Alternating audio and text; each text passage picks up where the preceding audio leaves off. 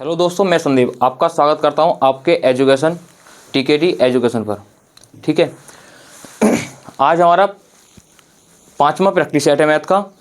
अच्छे से तुमने रिवीजन किया होगा, उम्मीद है मुझे आप सब अच्छे होंगे और अच्छे से आपने प्रत्येक का रिवीजन किया होगा, अच्छे से अपनी स्टडी कर रहे होंगे। ठीक है, आज हमारे सवाल दे रखे हैं, इंपॉर्टेंट सवाल हैं। ये सवाल परीक्षा में आए हुए हैं, जितने भी क्वेश्चन हैं सब प्रीवियस ईयर क्वेश्चन हैं, ये कहीं ना कहीं पूछे गए हैं। तो आपको इन सवालों को ध्यान से देखना है और अच्छे से पढ़ना है। ठीक, देखो सवाल क्या दे रखा है। हमारा सवाल दे रखा है, यदि किसी निश्चित संख्या के 1/8 के 75% के 66 सही 2/3% का मान 179 है, तो उसी संख्या के 3/4 का 33 सही 1/3% कितना होगा। पूछा क्या है इसने, एक संख्या है, पता नहीं क्या संख्या है, उस संख्या के 1/8 के 75% के 66 सही 2/3% का मान हमें दे रखा है 179। फिर उसी संख्या के 3/4 का 33 सही 1/3% का मान हमसे पूछा है क्या होगा। देखो हमने संख्या माना कि हमारे पास संख्या क्या है, x है। संख्या कितनी दे रखी है, x है, मान लिया। ठीक, इस संख्या का 1/8, इस संख्या का 1/8 के 75%, देखो 75% का मतलब होता है 3/4। तो इस संख्या का 75% मतलब 3/4 का 66 सही 2/3, इसका मतलब होता है 2/3। तो 66 सही 2/3 की फ्रैक्शन क्या होगी, 2/3 का मान कितना दे रखा है, 179 दे रखा है। का मान कितना है, 179। अब एक चीज ध्यान रखनी है, सवाल को पूरा सोल्व नहीं करना है। इसने क्या क्या रखा है, इसने क्या रखा है, उसी संख्या के 3/4 का 33 सही 1/3% कितना होगा। 33 सही 1/3% कितना होगा। अब इधर ध्यान दो, इसको हम काटेंगे 3 चौक 2 चौक 8, 4 बार घटा, ये निकल के आएगा x इंटू एक चीज ध्यान रखनी है। अब ये जो 4 है, इस 4 को हम गुणा में लेके जाएंगे। इधर क्यों लेके जाएंगे अभी चलेगा पता। x का 3/4 इंटू 1/3 बराबर 179 इंटू 4। अब एक चीज ध्यान दो, हमसे पूछा क्या है, हमसे पूछा है उसी संख्या के 3/4, उसी संख्या के 3/4 का 33 सही 1/3% का मतलब होता है 1/3 कितना होगा। तो ओनली इसका ही मान तो हमसे पूछ रखा है। जब इसका मान पूछ रखा है तो हमें x के मान की निकालने की कोई जरूरत नहीं है। जब x के मान के निकालने की कोई जरूरत नहीं तो ओनली इसे ही सोल्व करना है। बस हमारा आंसर क्या होगा, 179 इंटू 4 हमारा क्या होगा, राइट आंसर होगा। देखो पॉइंट में आंसर जाएगा नहीं तो ये 2 ऑप्शन होंगे नहीं, लास्ट में हमारा क्या मिलेगा, 9 चौक 36 6 मिलेगा। तो आंसर हमारा क्या होगा, बी वाला राइट आंसर होगा। इसका आंसर क्या होगा, बी राइट आंसर होगा। ठीक है, ध्यान से देखना है सवाल को, सवाल को करने का तरीका क्या है, आया हुआ सवाल है एग्जाम के अंदर। ठीक, नेक्स्ट सवाल देखो, सवालों को अच्छे से रिवीजन करना है, सारे अच्छे सवाल हैं, ध्यान से पढ़ना है सभी सवालों को। ठीक है, नेक्स्ट सवाल हमारा क्या देखा है, देखो सारे क्वेश्चन अच्छे हैं आज के, सब क्वेश्चनों को अच्छे से देखना है और अच्छा से अच्छा तरीका तुम्हारा बताया जाएगा, इन्हीं तरीके से तुम्हें सवालों को करना है। ठीक, ये देखो सवाल ने क्या क्या रखा है, इसने क्या रखा है, एक पुलिसकर्मी चोर को 250 मीटर की दूरी से देखता है। जब पुलिसकर्मी उसका पीछा करना प्रारंभ करता है तो चोर भी दौड़ना प्रारंभ करता है, यह मानकर कि चोर की चाल 10 किलोमीटर प्रति घंटा है और पुलिस की चाल 12 किलोमीटर प्रति घंटा हो, तो चोर अपने पकड़े जाने से पहले कितनी दूर दौड़ चुका होगा। किसकी दूरी पूछी है, चोर की दूरी पूछी है। किसकी दूरी, चोर की। अब ध्यान रखना है, चोर की दूरी, दूरी बराबर क्या होता है, डिस्टेंस बराबर हमारा होता है speed into time, speed into time. अब एक चीज ध्यान रखनी है, हमसे दूरी पूछी किसकी है, चोर की। तो चोर की स्पीड क्या होगी, चोर की स्पीड होगी टी बराबर स्पीड कितनी है, 10 इंटू। अब इसका टाइम निकालना पड़ेगा, टाइम कितना होगा, टाइम दोनों का समान ही होगा, चाहे वो चोर हो, चोर ने भागना शुरू किया है उसके बाद पुलिस ने भागना शुरू किया है, तो जहाँ से भागना शुरू किया है जहाँ तक भागेंगे वहाँ तक की इनकी दूरी, समय जो होगा वो क्या होगा, बिल्कुल समान होगा, क्योंकि दोनों ने एक साथ भागना शुरू किया है। बस उनके बीच की दूरी दे रखी है, उनके बीच का गैप कितना है, उनके बीच का गैप है 250। यहाँ से हम निकालेंगे टाइम। टाइम कैसे निकालेंगे, एक पुलिसकर्मी जो चोर को 250 मीटर की दूरी से देखता है, 250 मीटर की, चोर जिधर भाग रहा है उधर ही पुलिस भाग रहा है। ऐसा तो है नहीं कि चोर इधर भागेगा पुलिस इधर, एक ही तरफ भागेगी पुलिस पकड़ने के लिए चोर को। जब एक तरफ भागेगी तो चोर की स्पीड कितनी है, 10 किलोमीटर प्रति घंटा, पुलिस की कितनी दे रखी है, 12 किलोमीटर प्रति घंटा। अब एक चीज़ ध्यान रखनी है, जब एक ही दिशा में दो ऑब्जेक्ट गतिमान होते हैं तो उनके चालें हमेशा क्या होती हैं, घटती हैं। उनकी चालें क्या होती हैं, घटती हैं। तो हमारी दूरी कितनी दे रखी है, टोटल दूरी दे रखी है 250 मीटर, और चाल हमारी कितनी हो जाएगी, चाल हमारी हो जाएगी 2, 12 माइनस के 10 कितनी हो जाएगी, 2। एक ही दिशा में जा रहे हैं, तो ये हमारा निकल के आया टाइम। लेकिन एक चीज़ ध्यान रखनी है, ये जो टाइम 250 है, ये जो 250 मीटर दे रखा है, इसको बनाएंगे हम किलोमीटर में, क्योंकि हमारी दूरी, हमें दूरी निकालनी है, चाल हमारी कायम है किलोमीटर प्रति घंटा में, और ये भी चाल हमारी कायम है किलोमीटर प्रति घंटा में। ऊपर वाला जो दूरी दे रखी है वो हमारी कायम दे रखी है मीटर में, इसको बनाएंगे किलोमीटर में, तो 1000 से हमें क्या करनी पड़ेगी, भाग करनी पड़ेगी। बस यही हमारा राइट आंसर होगा। ठीक है, काट लेंगे इसको, 2 0 से 2 0 खत्म। ठीक, हम इसको काटेंगे, 5 पंजे 25, 5 दूनी 10, निकल के आएगा हमारा 5/4। कितना निकल के आएगा, 5/4। जब 4 से इसको हम भाग देंगे तो हमारा आंसर निकल के आएगा, 1 मिनट, आंसर निकल के आएगा 1.25 किलोमीटर। चोर कितनी दूरी तय कर पाएगा, 1.25 किलोमीटर दूरी तय कर पाएगा। इसका आंसर राइट क्या होगा, ए वाला आंसर होगा 1.25 किलोमीटर। ठीक है, नेक्स्ट सवाल देखो, अच्छा सवाल था, सबके समझ में आया होगा। अगला सवाल देखेंगे, सारे इंपॉर्टेंट सवाल हैं, सभी सवालों को अच्छे से करना है, रिवीजन करना है अच्छे से। ठीक है, ये देखो सवाल ने क्या कह रखा है, इसने कह रखा है 2 ट्रेनें ए और बी जिनकी लंबाई क्रम से 195 मीटर और 165 मीटर हैं, समांतर पटरियों पर एक ही दिशा में चल रही हैं। एक ही दिशा में चल रही हैं, समांतर पटरियों पर एक ही दिशा में चल रही हैं। यदि ए और बी की चाल क्रम से 77 किलोमीटर प्रति घंटा और 85 किलोमीटर प्रति घंटा है, तो उनके द्वारा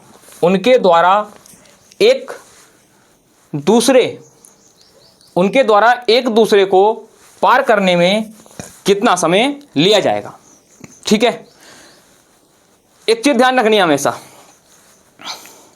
हमसे पूछा क्या है, समय पूछा है, और टाइम बराबर हमारा क्या होता है, आपको पता है कि टाइम बराबर होता है दूरी अपॉन के स्पीड। ठीक है, समय बराबर दूरी बटा चाल। अब हमें क्या चाहिए, दूरी। एक चीज ध्यान रखनी है, अगर 2 ट्रेनें चल रही हैं या पुल चल रहे हैं, मतलब कोई ट्रेन पुल पे चल रही है, या कोई ट्रेन किसी गुफा को पार कर रही है, या कोई ट्रेन किसी प्लेटफॉर्म को पार कर रही है, तो उनकी जो लंबाई होती हैं वो हमेशा ऐड होती हैं, चाहे 2 ट्रेन की लंबाई हो, और वही हमारी क्या बन जाती है, दूरी बन जाती है। तो टोटल दूरी हमारी क्या होगी, टोटल दूरी होगी 195 और 165। तो यहाँ से हमारी दूरी निकल के आएगी 0, 9 से 15 और 1 16, 360। तो हमारी टोटल दूरी कितनी होगी, 360 मीटर होगी। टोटल दूरी कितनी है, टोटल दूरी है 360 मीटर। ठीक है, क्योंकि हमारी ट्रेन की जो लंबाई है वो दोनों क्या होती हैं, हमेशा ऐड होती हैं। ट्रेन की लंबाई क्या होती है, हमेशा ऐड होती हैं। इसके बाद क्या कह रखा है, ये एक ही दिशा में चल रही है। मैंने बताया था अभी मेरे को सवाल सेम किया है हमने कि एक ही दिशा में जाने पर चालें क्या होती हैं, घट जाती हैं। चालें क्या होती हैं, घट जाती हैं। यहाँ पर चाल कितनी है, 77 किलोमीटर प्रति घंटा, यहाँ चाल कितनी है, 85 किलोमीटर प्रति घंटा। तो ठीक है, इन दोनों का हम अंतर लेंगे, इन दोनों का अंतर कितना आएगा, अंतर आएगा 8 किलोमीटर प्रति घंटा, 8 किलोमीटर प्रति घंटा।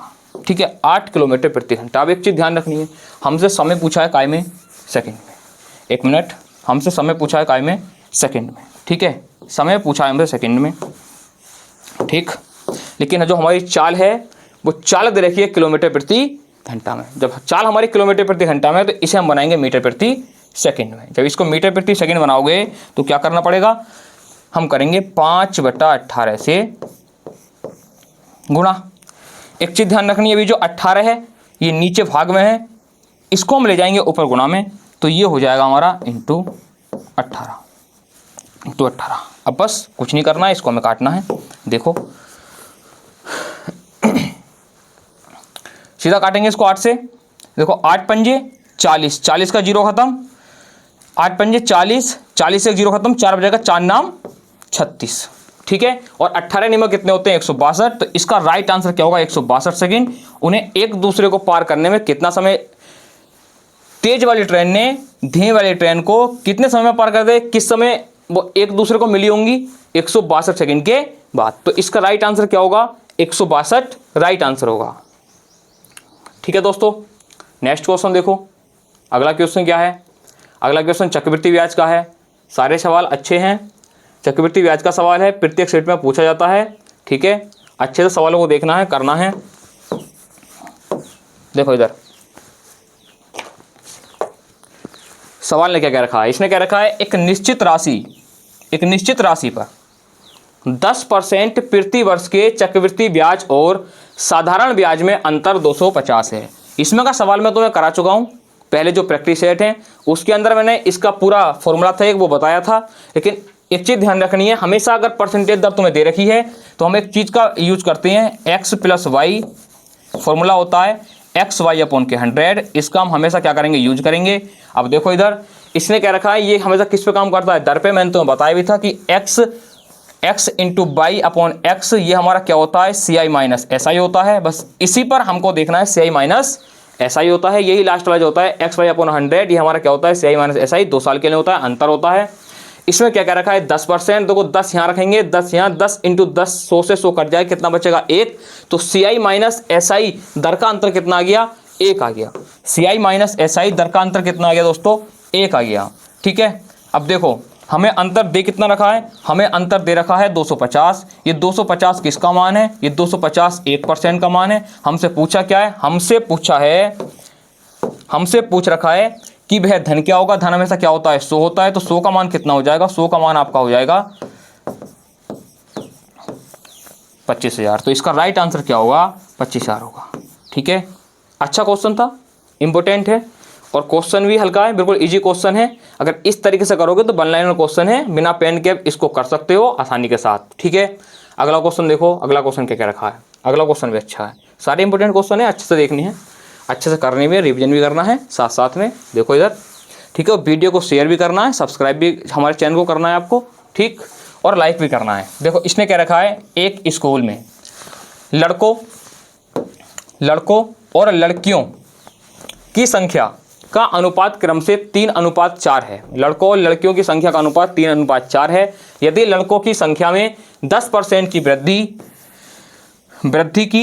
वृद्धि होती है और लड़कियों की संख्या में 15% की वृद्धि होती है, तो लड़कों की संख्या और लड़कियों की संख्या का नया अनुपात क्या होगा। नया अनुपात पूछा है हमसे, ये पहला अनुपात दे रखा है, इसके बाद इसके अंदर वृद्धि की अनुपात के अंदर, उसके बाद पूछा है कि नया अनुपात हमारा क्या बनकर आएगा। देखो एक लड़कियों की संख्या दे रखी है, एक हमारे दे रखे हैं लड़के, एक हमारी दे रखी हैं लड़कियाँ, ठीक है। इनका अनुपात दे रखा है 3:4। कितना अनुपात दे रखा है, 3:4। करना क्या है, एक चीज़ ध्यान रखनी है हमेशा, जब भी तुम अनुपात में चीज़ें दे रखी हो तो ताकि हमारा सवाल पॉइंट में ना पहुँचे, हम इसके आगे 2 जीरो बढ़ा लेंगे, बढ़ा सकते हैं, कोई दिक्कत नहीं है। अभी भी 3:4 ही है, ठीक। अब इसमें क्या करना है, इसने क्या रखा है कि लड़कों की संख्या में 10% की वृद्धि हुई है, इसके अंदर हमें करनी है कितने % की वृद्धि, 10% की वृद्धि लड़कों की संख्या में, ठीक है। इसके बाद लड़कियों की संख्या में 15% की वृद्धि हुई है, इसमें हमें करनी है 15% की वृद्धि। कितने % की वृद्धि, 15% की वृद्धि। देखो इधर देखो, ठीक है। जब इसके अंदर तुम करोगे 10% की वृद्धि, मतलब 30 का निकालोगे 10%, 300 का 10%, कितना आएगा, 30 आएगा। 300 का जब हम 10% निकालेंगे 1/10 तो कितना आएगा, 30 आएगा, ठीक है। तो कितनी की वृद्धि होगी, 30 की वृद्धि होगी। तो लड़कों की संख्या वर्तमान में कितनी हो जाएगी, 30 की वृद्धि के बाद 330 हो जाएगी। संख्या कितनी हो जाएगी 330। इसके बाद क्या रखा है, लड़कियों की संख्या में 15% की वृद्धि हुई है। 15% की फ्रैक्शन वैल्यू क्या होती है, ये होती है 3/20। 3/20 जब तुम 3/20 निकालोगे 400 का, किसका 400 का 3/20 निकालोगे तो निकल के आएगा 60। 20 दिया 60। तो लड़कियों की संख्या में कितने की वृद्धि हुई है, 60 की वृद्धि हुई है। लड़कियों की संख्या में हुई है 60 की वृद्धि। तुम यहाँ करोगे 60 की वृद्धि तो कितनी हो जाएगी संख्या, 460 हो जाएगी। अब नया अनुपात पूछा है तो नया अनुपात हमारा कितना आएगा, 33:46, मतलब 33/46। तो इसका राइट आंसर क्या होगा, ए वाला होगा राइट आंसर, 33/46। ठीक है, देखो सवाल की लेंथ है, बस सवाल है कुछ नहीं, बस तुम्हें ध्यान रखना है अगर 3-4 करोगे तो पॉइंटों में जाएगा, लेकिन पॉइंटों में लेके नहीं जाना है हमने उसको। 300 और 400 कर ले, तुम्हारी कैलकुलेशन क्या हो गई, उससे इजी हो गई। ठीक है, अगला सवाल देखो क्या कह रखा है, इसने क्या रखा है क्वेश्चन नंबर 6, एक व्यापारी अपने माल पर क्रय मूल्य से 126% अधिक अंकित करता है। क्रय मूल्य से क्रय मूल्य से 26% अधिक अंकित करता है। वह अपने ग्राहक को अंकित मूल्य पर 12% की छूट देता है। उसका लाभ प्रतिशत ज्ञात कीजिए। उसका लाभ परसेंट में ज्ञात करना है। दो क्रय मूल्य हम मान लेंगे, इसके अंदर हमने माना क्रय मूल्य कितना 100 है। क्रय मूल्य कितना मान लिया, 100 मान लिया। अब इसका अंकित मूल्य क्या होगा, इसने अंकित मूल्य क्रय मूल्य से 26% अधिक अंकित किया है, तो इसका अंकित मूल्य कितना हो गया 126%। कितना हो गया 126%। अब इसने क्या रखा है, इसको 12% की छूट पर बेचा गया है। छूट किस पर देते हैं हमेशा, अंकित मूल्य पर। तो अंकित मूल्य पर कितने की छूट दी गई है, 12% की। जब हम 126 का निकालेंगे 12%, कितना 12%, तो वह व्यक्ति कितने की छूट देगा। देखो इधर कैलकुलेशन कैसे करनी है, 12 बार 144 कितना हो गया 1440, 12 छंग 72, 72 और 1440 हमारा कितना आएगा 1512। तो इसकी जो कैलकुलेशन आएगी, इसकी गुणा करने के बाद हमारी आएगी 1512। 1512 कितने के बाद पॉइंट लगेगा, 2 जीरो है, 2 के बाद पॉइंट लग जाएगा। तो हमारा जो छूट निकल के आएगी वो कितने की आएगी, 15.12 की छूट निकल के आएगी। जब हम इस छूट को इसमें से घटाएंगे तो हमारा निकल के आएगा 110.88। 110.88, ये जो 110.88 है, अब हम इतने की बेच रहे हैं। ये हमारा क्या बन गया, ये हमारा एसपी बन गया। और हमारा सीपी कितना दे रखा है, 100 रुपये दे रखा है। तो अब आप देखते ही पता चल रहा है कि कितने की हमें छूट दी गई है। भाई कितने का हमें लाभ हो रहा है, इस पर हमें लाभ हो रहा है 10.88% का। कितने का लाभ हुआ, 10.88% का। तो इसका राइट आंसर क्या होगा, डी वाला राइट आंसर होगा 10.88%। ठीक है, इतनी हार्ड कैलकुलेशन नहीं है, अगर करोगे तो अच्छा सवाल है। ये सीपीओ-एसआई में आया हुआ है। ठीक है, ये वाला क्वेश्चन इंपॉर्टेंट सवाल है, सीपीओ-एसआई में आया हुआ है 2022 में। अधिकतर क्वेश्चन मैंने सब ऐसे लिए तो ये वाला क्वेश्चन सीपीओ-एसआई में आया 2022 में। ये क्वेश्चन आया हुआ है सीपीओ-एसआई में 2022 में आया हुआ है क्वेश्चन भी। ठीक है, 2022 के क्वेश्चन लिए। इसने क्या रखा है, देखो ए और बी का लघुत्तम समापवर्तक 42 है। ठीक है, कितना है, 42 है। 5A और 11B का लघुत्तम समापवर्तक क्या होगा। 5A और 11B का एलसीएम पूछा है। अरे इधर देखो, इसने क्या रखा है, ए और बी का कितना दे रखा है हमें, ए और बी का दे रखा है 42। ए और बी का कितना है, 42 है। तो ए और बी का तो हमें दे रखा है कि 42 है एलसीएम। हमसे पूछा किसका है, हमसे पूछा है 5A और 11B का। 5A और 11B का हमसे पूछ रखा है। अब देखो 11 और 5 का तो कोई एलसीएम होगा नहीं, क्योंकि दोनों क्या है, दोनों सह अभाज्य जोड़े हैं। और जो सह अभाज्य जोड़े होते हैं उनका में से हमेशा क्या होता है, उन्हीं संख्याओं का गुणनफल होता है। अगर हम इन्हीं के अंदर इस 5 की और इस 11 की गुणा करते हैं तो भाई हमारा क्या होगा, राइट आंसर होगा।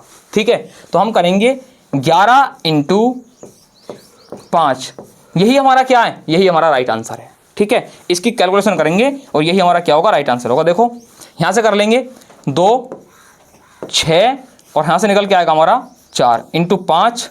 इसकी कैलकुलेशन करोगे 5 दूनी 10, 5 दूनी 10, 5 छंग 30 और 1 31, 5 चौक 20 और 3 23। तो इसका राइट आंसर क्या होगा, 2310। तो हमारा 5A और 11B का लघुत्तम समापवर्तक कितना निकल के आएगा, वो निकल के आएगा 2310। तो इसका राइट आंसर होगा बी वाला 2310। ठीक है, देखो प्रीवियस ईयर क्वेश्चन है, ज़्यादा हार्ड क्वेश्चन एग्जाम के अंदर नहीं आते हैं, ये भी सीपीएसआई के क्वेश्चन है।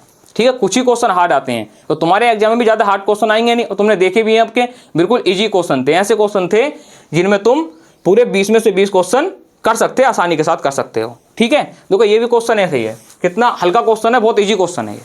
ठीक, ऐसे ऐसे क्वेश्चन एग्जाम के अंदर पूछे जा रहे हैं इस समय भी।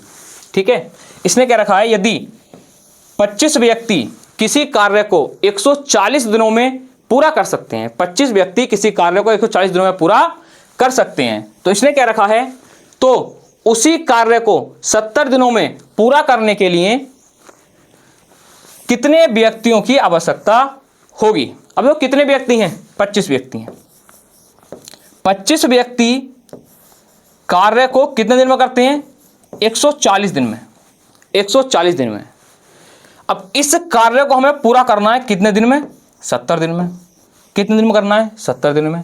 तो बताएं कितने व्यक्तियों की आवश्यकता होगी, कितने व्यक्तियों की आवश्यकता होगी। अरे देखो सिंपल क्वेश्चन है, ठीक है, बिल्कुल सिंपल क्वेश्चन है।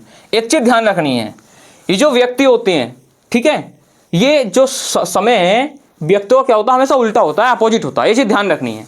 अगर यहाँ पर इस संख्या को किया गया है आधा, अगर इस संख्या को आधा किया गया है, ये जो संख्या है 140, इसको आधा करा है हमने, दिन को आधा कर दिया, तो आदमियों की संख्या में दुगनी करनी पड़ेगी, उल्टा प्रभाव पड़ता है। दुगना मतलब कितने व्यक्ति लगाने पड़ेंगे, 50 व्यक्ति लगाने पड़ेंगे। सिंपल सवाल है नहीं है, तो इसका आंसर कितना आ जाएगा, 50 आ जाएगा।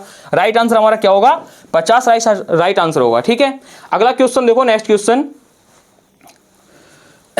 अच्छे अच्छे क्वेश्चन है, सारे प्रीवियस क्वेश्चन लाए गए हैं आज। ठीक है, ये देखो ये भी क्वेश्चन बढ़िया है। इस क्वेश्चन को देखो, एक मिनट,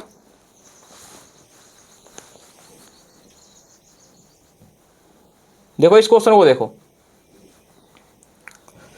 क्वेश्चन ने क्या रखा है, यदि चौहान ने अपने धन का 65% मशीन तथा 20% कच्चा माल खरीदने में खर्च कर दिया। ठीक, 65% उसने कर दिया मशीन पर खर्च और 20% कच्चा माल खरीदने में खर्च कर दिया। उसके पास 1305 रुपये बचते हैं, 1305 रुपये बचते हैं, तो उसने कुल कितने रुपए खर्च किए। तुमसे पूछा क्या है, खर्चा पूछा है। ठीक है, क्या पूछा है, खर्चा। ध्यान रखना इस बात का, खर्चा पूछा है। ठीक, कभी धन पे लगा दो 100 का मान निकाल के, 100 का मान नहीं पूछा है। अब उस व्यक्ति ने खर्च कितने करें ये निकालना है हमें। उस व्यक्ति ने मशीन पर कितने खर्च करें, 65, और कच्चे माल पर कितने करें, 20%, तो टोटल खर्चा कितना हो गया उसका, 85%। उस व्यक्ति ने टोटल खर्चा कितना कर दिया, उस व्यक्ति ने खर्चा कर दिया 85%, 85% का खर्चा कर दिया।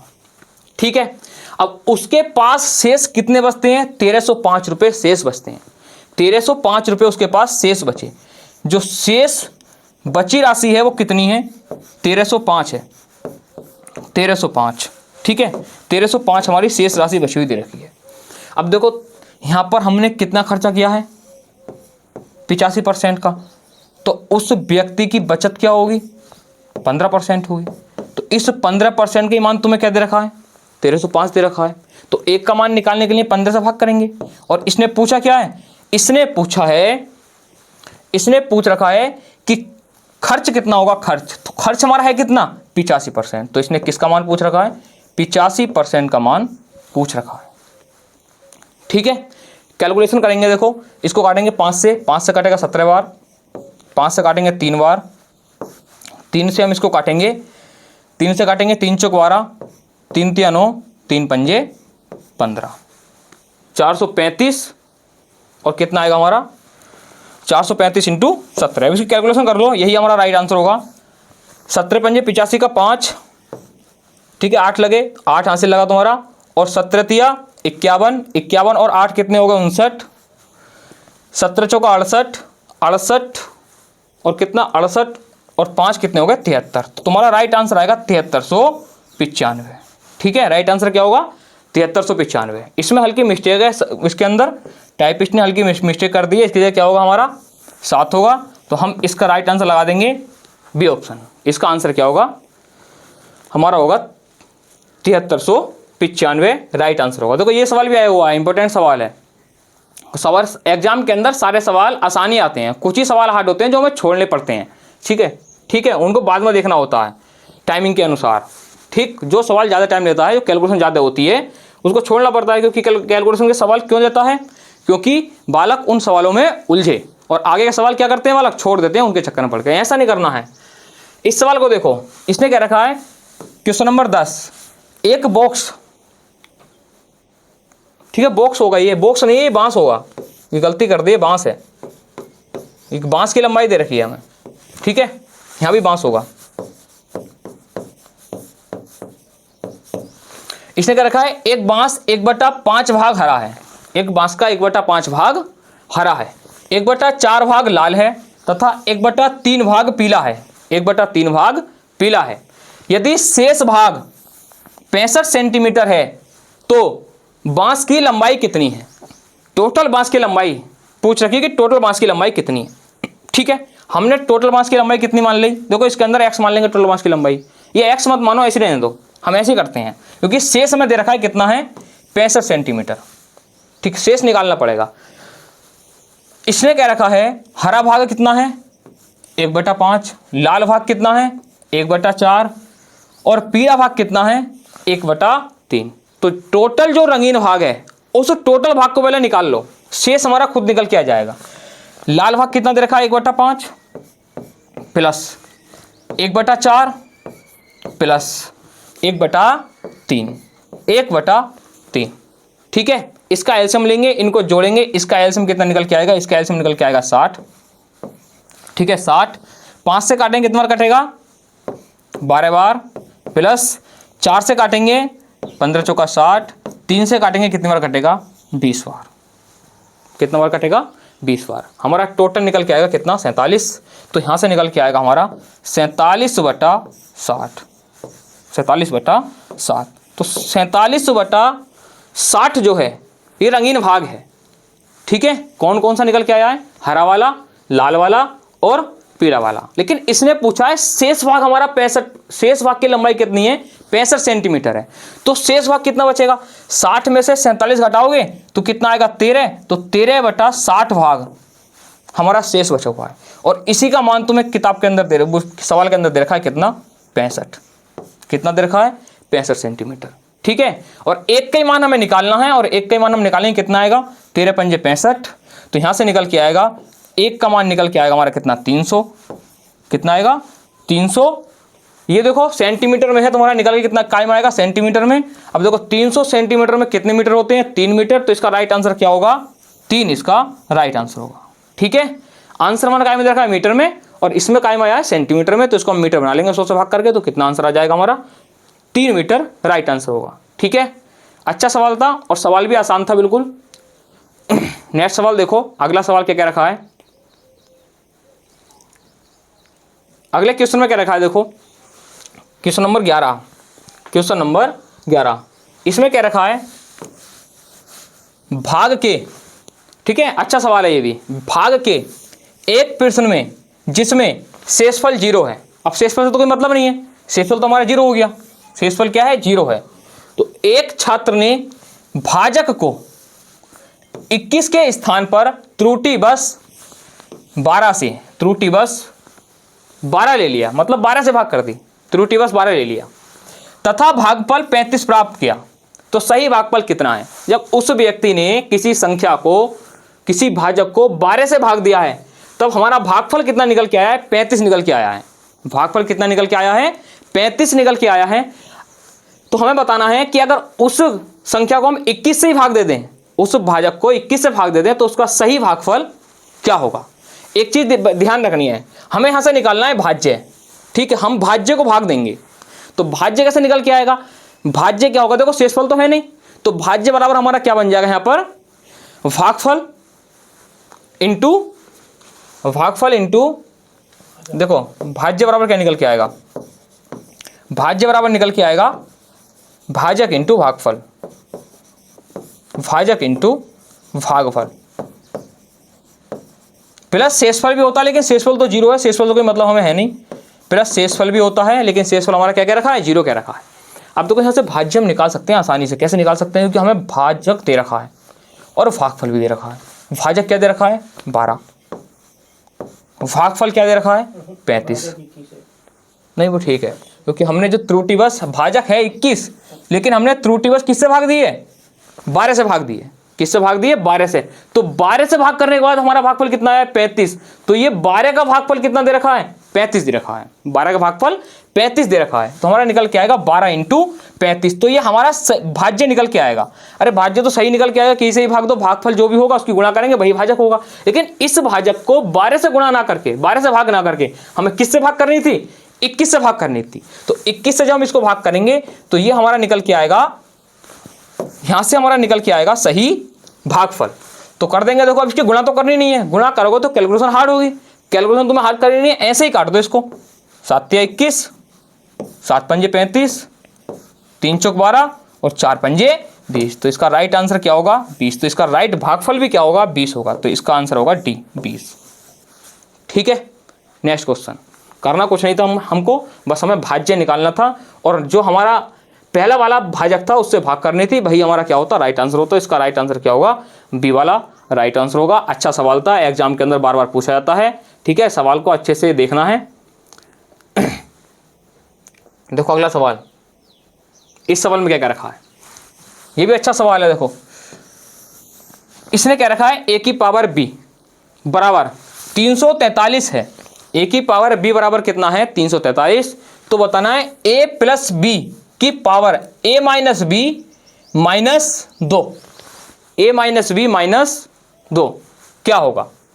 देखो ए की पावर बी 343 तुम्हें दिख रहा है कि 343 7 का घन होता है। किसका घन होता है, 7 का। तो 7 की पावर 3 नहीं कर सकते इसको, 7 की पावर 3। अब दिखाई दिया ये हमको अलग, बी का मान कितना है, 3 है, और ए का मान कितना है, 7 है। ठीक है, अब हमें बी का मान भी मिल गया 3, ए का मान भी मिल गया 7। जब दोनों के मान मिल गए तो जो हमारी इक्वेशन दे रखी है, इस इक्वेशन के अंदर हमें क्या रखने हैं, बस मान रखने। और मान रखने के बाद हमारा सोल्व करना, यही हमारा क्या होगा, राइट आंसर होगा। तो ए की जगह हम कितना रखेंगे, 7, बी की जगह कितना रखेंगे, 3। ठीक, ए का मान कितना, 7, बी का मान कितना, 3 और माइनस 2 दे रखा है। ठीक है, यहां से निकल के आएगा 7 और 3 10, 10 की पावर 3 और 2 5, माइनस का 5 होगा, घटाएंगे कितना जाएगा, 2। तो 10 की पावर 2 का मान हमारा क्या होता है, 100 होता है। तो इसका राइट आंसर क्या आएगा, 100 आएगा। और किसी तरीके के चक्कर में नहीं पड़ना है, ऐसे ही सवाल तुम्हें करना है। ठीक है, तो ऐसा करोगे सवाल करने में आसानी होगी कि हमें ए और बी का मान रख दिया और मान हमें इसके अंदर रख देने इक्वेशन के अंदर, और हमारा आंसर निकल के डायरेक्ट आ जाएगा। ठीक है, अच्छा सवाल है। ये भी क्वेश्चन पूछा गया है। देखो ये क्वेश्चन देखो, ये क्वेश्चन पूछा गया है। इस सवाल में गलती करते हैं अक्सर, तुम्हें गलती नहीं करनी है। ठीक है, अब गलती क्या करते हैं, देखो सवाल पढ़ते हैं पहले। इसने क्या रखा है, अन्ना ने किसी बैंक में एक निश्चित राशि का निवेश किया और साधारण ब्याज देता है। 2 साल के अंत में निवेश का मूल्य रुपये 240 था। निवेश क्या हुआ, जो मूल्य रुपये वो कितना, 240। कितने के अंत में, 2 साल के अंत में। कहने का मतलब है 2 वर्ष का चक्रवृद्धि, वही 2 वर्ष का मिश्रण दे रखा है, कितना, 240 था। इसके बाद कह रखा है 3 साल तक उसने और इंतजार किया और अंत में 420 प्राप्त किया। कितना, 420 प्राप्त किया। उसके द्वारा आरंभ में निवेश की गई मूल राशि कितनी है। मूल राशि हमसे पूछा है, मतलब मूलधन हमसे पूछा है, पी का मान हमसे पूछ रखा है। देखो इधर, अब यहाँ पर गलती क्या करते हैं, गलती ये करते हैं, सवाल जो आता है इसमें का आता है कि 2 साल में कितना, 240, 3 साल में कितना हो गया, 420। तो क्या करेंगे, इन दोनों का अंतर वो 1 साल मान लेंगे। लेकिन ऐसा नहीं है। इस सवाल में क्या कह रखा है, इसको देखो, इस सवाल ने क्या रखा है कि 3 साल तक उसने और इंतजार किया है। 240 मतलब 2 साल के बाद उसने 3 साल तक और इंतजार किया है। जब 3 साल तक और इंतजार किया है तो देखो, हमने माना मूलधन हमारा पी है, ये पी राशि 2 साल में, ये पी राशि 2 साल में कितनी हो गई, ये पी राशि 2 साल में होगी 240। कितनी हो गई, 240 हो गई। फिर उसने 3 साल तक और इंतजार किया, वो 240 नहीं लिए, उसने सोचा 3 साल तक और इंतजार करते हैं, राशि हमारी और बढ़ जाएगी। ठीक है, तो 3 साल तक उसने और इंतजार किया। 3 साल तक और इंतजार करने के बाद, 3 साल के बाद उसकी राशि कितनी होगी, 420 हो गई। कितनी हो गई, 420 हो गई। अब एक चीज ध्यान दो इधर, एक चीज पर ध्यान दो, अगर हमें निकालना है मूलधन, हमारा कितना दे रखा है मिश्रधन, 2 साल का वही 2 साल का मिश्रधन दे रखा है 240। अगर हम इस मिश्रधन में से 2 साल का ब्याज अगर हम घटा दें तो हमारा क्या बच जाएगा, मूलधन बच जाएगा। तो हमें बस 2 साल का ब्याज घटा देना है। अब 2 साल का ब्याज हम निकालेंगे यहाँ से, ब्याज यहाँ से निकालेंगे, कोई फॉर्मूला नहीं लगाना है तुम्हें, ठीक है, कोई PRT अपॉन 100 पहुंचाओ, उससे कोई मतलब नहीं है सवाल के अंदर। यहाँ से देखो अलग दिखाई दिया कि 240 रुपये थे हमारे पास, वो 420 हो गए, 420 हो गए, तो हमें 180 का ब्याज मिल गया। कितने का, 180 का, ठीक। और साधारण ब्याज में ब्याज जो होता है वो प्रत्येक साल का समान होता है। तो 3 साल का यहाँ पर कितना है, 180 है। अगर 3 साल का 180 है तो हम 1 साल का यहाँ से निकाल सकते हैं कि 1 साल का कितना होगा, 3 × 18 60 होगा। कितना होगा, 60 होगा। 1 साल का कितना आ गया, 60। जब 1 साल का 60 है तो यहाँ 2 साल में कितना मिला होगा, यहाँ पर 2 साल में 120 मिला होगा। जब 1 साल का 60 है तो 2 साल का कितना होगा, 120 होगा। अब यही ब्याज हमारा 2 साल का है 120, इस मूलधन के अंदर ये 120 जुड़ा होगा और संख्या हमारी कितनी बनी होगी, 240 बन गई होगी। मूलधन कितना बन गया होगा, 240 बन गया होगा। बस यही ब्याज इसमें से घटा देना है। जब 240 में से 120 हटाओगे तो हमारा आंसर कितना निकल के आएगा, 120। यही हमारा क्या आएगा, राइट आंसर। मूलधन कितना निकल के आएगा, 120 निकल के आएगा। ठीक है, किसी भी फॉर्मूले का यूज हम यहाँ पर नहीं करेंगे, ऐसे ही सिंपल निकाल देना है बस। इतना भी लिखने की कोई जरूरत नहीं है। यहाँ पर अलग दिखाई दे रहा है कि 3 साल में हमारा कितना हो जाता है धन, 420 हो जाता है। तो 240 420 का अंतर 180, 3 वर्ष का 180 है तो 1 साल का 60 होगा, 2 साल का 120 होगा, 120 घटाएंगे तो आंसर भी कितना आ जाएगा हमारा, 120। तो इसका राइट आंसर क्या होगा, 120। मूलधन हमारा कितना आ जाएगा, 120 हमारा मूलधन निकल के आ जाएगा। ठीक है, अच्छे से सभी सवालों का रिवीजन तो तुम्हें करते ही रहना है। ठीक, ये देखो सवाल क्या दे रखा है, अगला सवाल दे रखा है, 1 मिनट रुको। देखो भाई, इसने क्या रखा है, एक आयताकार बगीचे की लंबाई 45 मीटर है। इसमें का सवाल मैं एक बार करा चुका हूं तुमको, पिछली बारी वीडियो देखोगे तो इसमें का सवाल मैं एक करा चुका हूं। ठीक है, एक आयताकार बगीचे की लंबाई 45 मीटर है तथा चौड़ाई 25 मीटर है। इसके बाहर चारों तरफ से 2.4 मीटर चौड़ा एक रास्ता है। 2.4 मीटर चौड़ा एक रास्ता है। रास्ते पर 10 रुपये प्रति वर्ग मीटर की दर से रोड़ी बिछाने का खर्च कितना आएगा। एक बात बताओ, रोड़ी कहाँ बिछाई जाएगी, क्षेत्रफल पे। अगर रोड़ी हम किस पे बिछाएंगे, रोड़ी हम हमेशा बिछाएंगे क्षेत्रफल पे तो बिछाएंगे रोड़ी। तो क्षेत्रफल निकालेंगे रास्ते का। अगर हमें रास्ते का क्षेत्रफल मिल गया तो हमें एक वर्ग का मान दे रखा है 10, पूरे का निकाल देंगे 10 से गुणा करके, वही हमारा क्या होगा, राइट आंसर होगा। अब रास्ते का क्षेत्रफल कैसे निकालते हैं, मैंने तुमको बताया था कि इसके अंदर दो आयत बनेंगे। एक आयत तो ये बनेगा, ये हमारा छोटा आयत हो गया। अब इसके चारों ओर एक हम बनाएंगे 2.5 मीटर चौड़ा रास्ता, तो ये हमारा बन के आएगा एक रास्ता। जब रास्ता बनेगा तो इसमें तुम्हें दिखाई देंगे 2 आयत। ठीक है, कितने आयत दिखाई देंगे, 2 आयत दिखाई देंगे। ठीक, इस 2 आयत में एक आयत ये दे रखा है चौथा वही, एक आयत ये दे रखा है छोटा वाला, और एक आयत हमें दे रखा है इसके ऊपर बड़ा वाला। हम जब बड़े आयत में से छोटा आयत घटाएंगे तो हमें सारा क्षेत्रफल ये वाला दिखाई देगा ये, और यही हमारा क्या है, यही हमारा क्या है, रास्ता है, और यही हमें चाहिए। तो रास्ते के क्षेत्रफल के अंदर हम क्या कर देंगे, 10 से गुणा कर देंगे। मैंने तो बता दिया है, पिछली वाली वीडियो देखोगे तो सब समझ में आ जाएगा। उसके अंदर प्रत्येक अच्छे से बताया था कि इधर की लंबाई भी हमारी बड़ी है कितनी, 2.4, इधर भी चौड़ाई बड़ी है 2.4, इधर भी बड़ी है और इधर भी बड़ी है। जब 2.4 चौड़ाई बड़ी है तो लंबाई में और चौड़ाई में कितने का 5-5 मीटर का क्या आ जाएगा, वृद्धि हो जाएगी, 5-5 मीटर की वृद्धि होगी। अब देखो बड़ा वाला निकालेंगे पहले, इस पूरे की लंबाई देखेंगे पहले। टोटल लंबाई हमारी कितनी है, 45। ठीक है, 45 के अंदर 5 की वृद्धि होगी तो लंबाई हमारी कितनी हो जाएगी, 50 इंटू बड़े का क्षेत्रफल निकालना है। चौड़ाई कितनी है, 25, 5 की वृद्धि होगी कितनी हो जाएगी, 30, माइनस घटाना पड़ेगा। और जो अंदर वाला हमारा आयत है उसका निकल के आएगा 45 गुणा के 25, क्योंकि क्षेत्रफल हमारा क्या होता है, लंबाई गुणा चौड़ाई। 45 गुणा के 25। ठीक है, अब देखो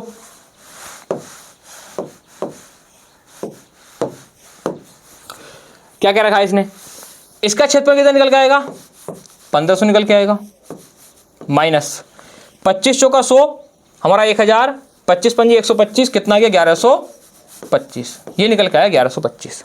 यहाँ से तुम्हें क्षेत्रफल दिखाई दे गया कि जो हमारा रास्ते का क्षेत्रफल है वो रास्ते का एरिया कितना निकल के आ गया, 375 निकल के आ गया,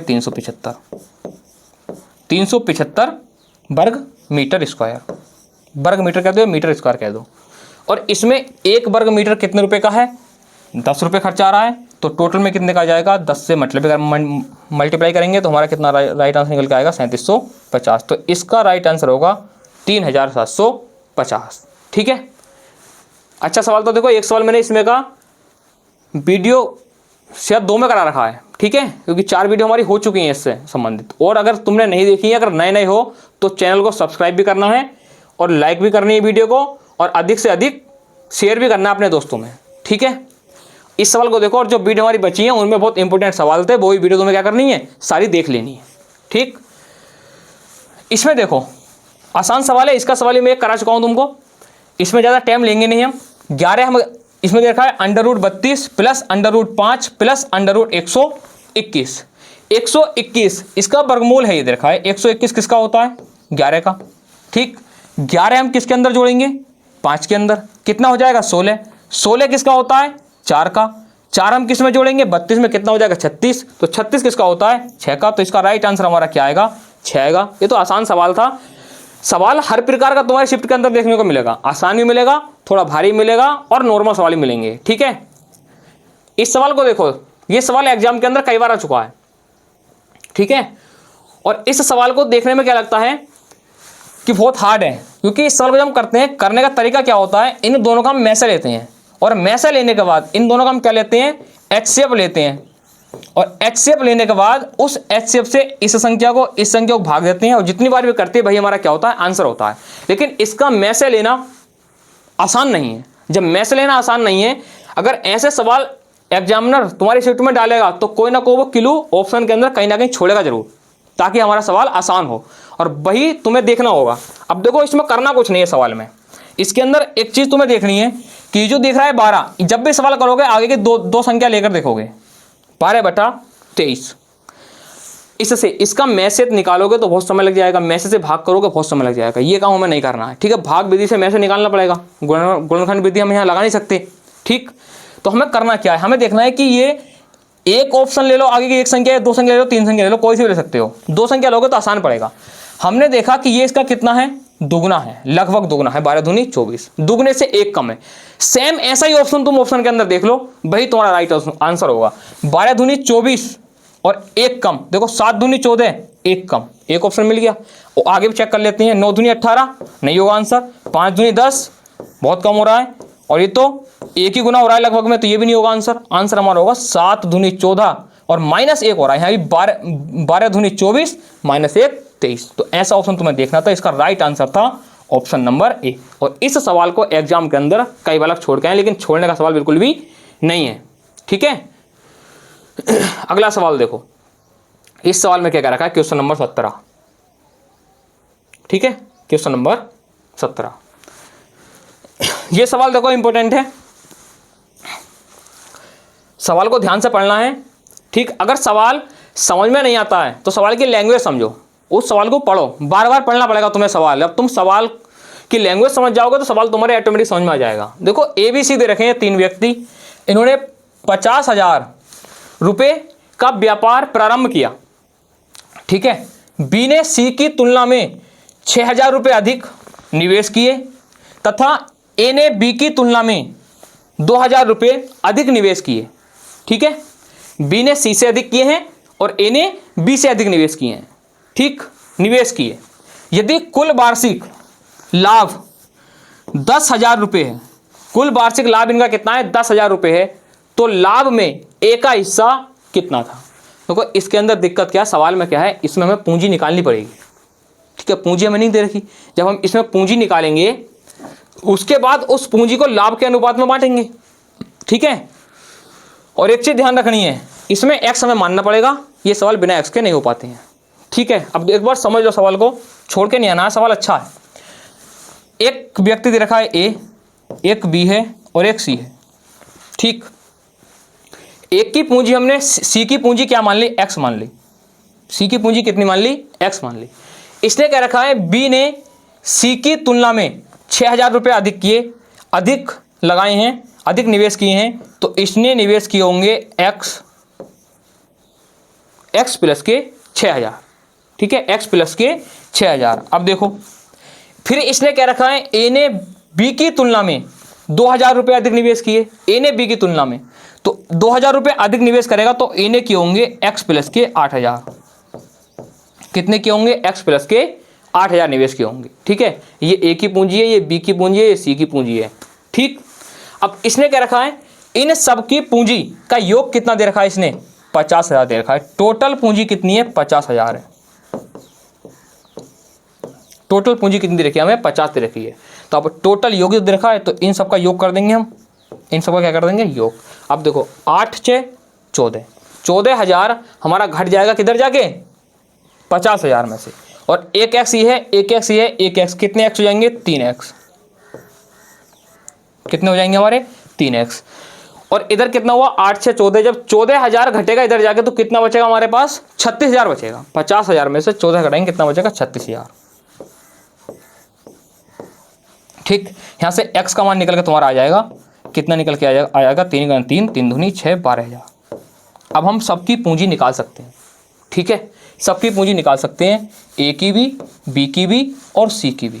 ठीक है, ए की, बी की, सी की, सबकी पूंजी निकालेंगे। ए की पूंजी कितनी है, सी की पूंजी कितनी है, 12,000। इसकी तो हमने एक्स मानी है, तो इसकी कितनी है, 12,000। बी हमारा 6,000 अधिक है, तो बी की कितनी है, 18,000। यहाँ पर एक्स का मान कितना दे रखा है, 12,000, और ए कितना अधिक है, 8,000 अधिक है, तो ए की कितनी आएगी, 20,000। सबकी पूंजी निकल के आ गई। अब पूंजी का अनुपात ही क्या होता है, लाभ का अनुपात होता है। यहाँ से हम लाभ का अनुपात निकाल लेंगे। जब लाभ का अनुपात निकालोगे तो 3 जीरो हमारे क्या हो जाएंगे, कट जाएंगे। यहाँ से लाभ का अनुपात निकल के आएगा 10:9:6। 10:9:6। ठीक है, देखो भाई, अब इनका टोटल लाभ कितना दे रखा है, टोटल लाभ दे रखा है 10,000 रुपये। टोटल लाभ कितना है, 10,000 रुपये। यहां पर टोटल लाभ कितना है, 25। तो 25 का मान हमें कितना दे रखा है, 25 का मान दे रखा है कितना, 10,000। ठीक है, पूछा क्या है, हमसे पूछा है कि ए का हिस्सा कितना है, लाभ के अंदर ए का हिस्सा कितना है।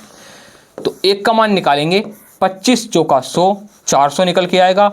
और हमें निकालना है 10 का मान, तो 10 का मान कितना आ जाएगा हमारे पास, 4,000 आ जाएगा। तो इसका राइट आंसर क्या होगा, डी वाला होगा। इसका राइट आंसर होगा डी ऑप्शन, 4,000। ठीक है, तो एक ही राशि कितनी निकल के आएगी, 4,000 निकल के आएगी। यहाँ पर पूंजी हमें नहीं दे रखी है, पूंजी हमें निकालनी पड़ेगी। ठीक, और पूंजी निकालनी पड़ेगी तुम्हें ऐसे ही एक्स मान के ही। ध्यान रखना है इस सवाल का, अच्छा सवाल है, इंपॉर्टेंट सवाल है, परीक्षा के अंदर बार बार पूछा गया सवाल है। इसमें का सवाल ही मैं तुम्हें करा चुका हूँ, ये भी सवाल अच्छा है। ये सवाल बार बार एग्जाम के अंदर आते हैं और फ्री के नंबर होते हैं। ठीक है, अब इसने क्या कह रखा है, देखो x प्लस 1/x का √3, तो x² प्लस 1/x² का मान क्या होगा। ठीक है, x प्लस 1/x² का मान क्या होगा, k² माइनस के 2 होगा। क्या होगा, k² माइनस के 2। ये फॉर्मूला होता है इसका। ठीक है, k² माइनस के 2। और k का मान कितना दे रखा है, k का मान हमें दे रखा है √3, तो √3 का स्क्वायर माइनस 2, √3 का स्क्वायर करेंगे 3 माइनस 2 बराबर कितना निकल के आएगा, हमारा आंसर 1 निकल के आएगा। तो इसका राइट आंसर क्या होगा, 1 होगा। इसका राइट आंसर क्या होगा, 1 होगा। ठीक है, अगला क्वेश्चन देखो, नेक्स्ट क्वेश्चन। सारे इंपॉर्टेंट क्वेश्चन हैं, सबको अच्छे से करना है। बस इतने ही क्वेश्चन है भाई हमारे पास। कितने क्वेश्चन है आज, 18 क्वेश्चन है, आज 18 ही क्वेश्चन है। ठीक है दोस्तों, सभी सवालों को अच्छे से रिवीजन करना है और अपनी स्टडी को पेपर की डेट का बिल्कुल इंतजार नहीं करना है। स्टडी को अच्छे से बनाए रखना है और हमारी वीडियो को ज़्यादा से ज़्यादा शेयर करें और चैनल को सब्सक्राइब भी करें और लाइक भी करें। ठीक है दोस्तों, जय हिंद दोस्तों।